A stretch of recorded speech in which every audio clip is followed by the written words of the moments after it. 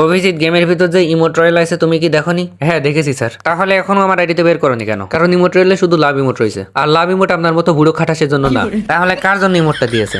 আমাদের মতো free fire প্লেয়ারদের জন্য দিয়েছে। তোমরা ফ্রি ফায়ার খেলো, আমি কি লুডো খেলি? আরে আপনার তো ডুও নেই, তাহলে লাভ ইমোট বের করে আপনি কি করবেন? লাভ ইমোট বের করে সোশ্যালে যাব, তারপরে সেখানে গিয়ে মেয়ে পটাবো।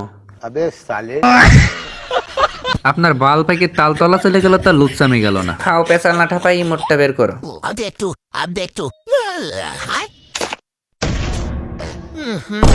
কারেন্ট চলে গেছে রে, তাড়াতাড়ি জেনারেটর স্টার্ট কর, আমার ডায়মন্ডের সব গো মারা গেল। এই তো কারেন্ট চলে আসছে, এখন ইমোট বের করে দিচ্ছি।